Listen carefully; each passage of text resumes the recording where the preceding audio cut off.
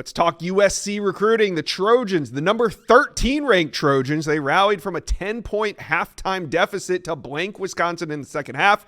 They pulled away for a 38-21 victory, and the defense came through, pitched a second half shutout. We're going to break down what all this means for recruiting. I got Scott Schrader from USC on this video, but first, Trojan fans, do me a favor.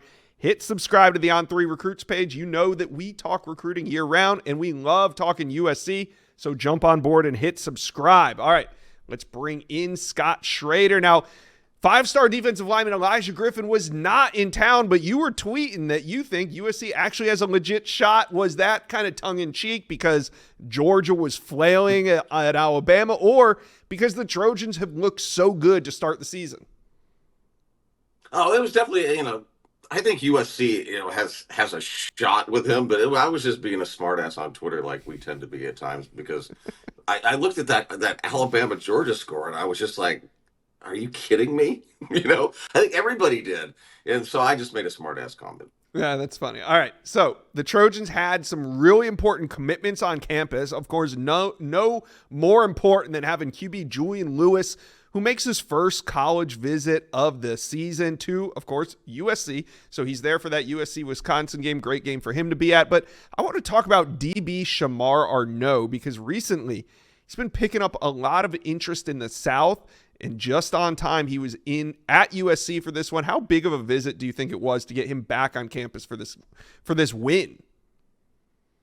Yeah, I just think with the out-of-state guys, it's a big deal to get those guys on campus as many times as you can and just continue to build that relationship. You can do things via Zoom and FaceTime, and you can talk to them on the phone and all that. But when you're around collectively the entire staff and you have all those guys kind of talking to you, it's very important. And he's a guy that should be getting more attention from other schools. I've seen him a couple times now play this season, and he is a tremendous talent. So yeah, it was a big deal. At one time, it was a thought he might be taking his official visit this last weekend, so he still got that left as well. So he'll be back at USC again this season at some point. All right, now there were some important uncommitted targets on as well. None more important than defensive lineman Floyd Buard. He was one of the prized commitments on Oklahoma's commit list as of like 2 weeks ago. Floyd Buard opens his recruitment back up. He's decommitted now, originally from Canada, but living and playing football in Miami right now. Floyd Buard on campus this weekend. What are you hearing coming out of this trip? I'm just hearing that coming out of this trip. I was even hearing it before this. He came out for the visit this week, which is also an indication of where the interest is when you get guys like that on campus, not long after they open up their recruitment. But USC feels really, really good about him right now.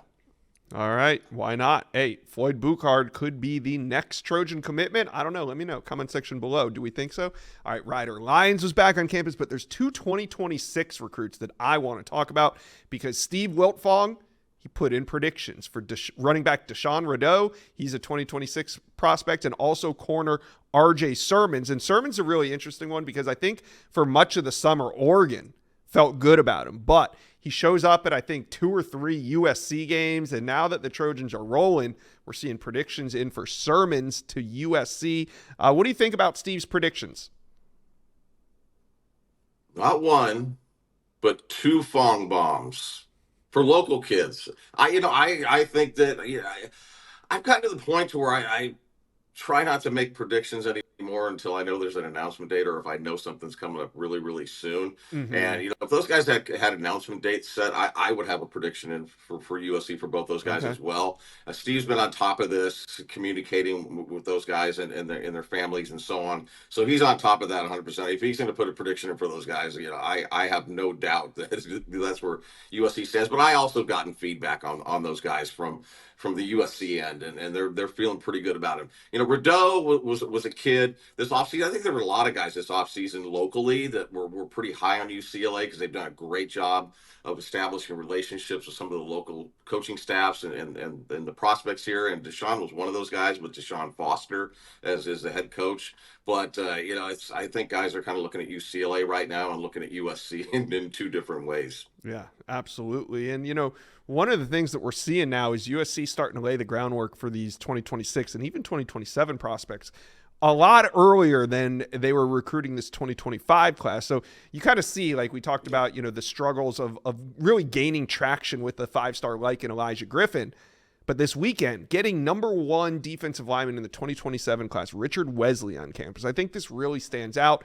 His quote, he's saying, "I love the Trojans. They're really high with me."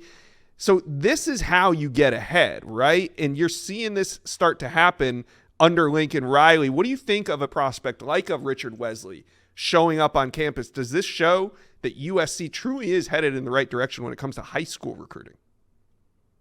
Yeah, just like what we were talking about before we started this. Getting those local kids like that. There are always guys that you look at as the must get guys, right? And he is certainly at the top of that list for the class of 2027. They're doing an exceptional job with the class of 2026 right now. Mm-hmm. I think I watched walk out of the locker room yesterday, the USC locker room yesterday, probably four out of the 5 defensive backs that they're going to take in the 2026 recruiting class, all from just around the corner from USC.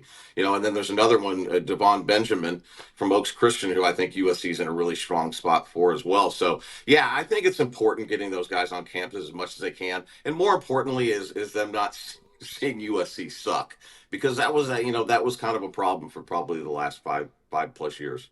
Yeah, well, USC doesn't suck this season. So Trojan fans, talk to us. Let us know. Comment section below. How you guys feeling about recruiting? How you feeling about this season? Let us know. Comment section below.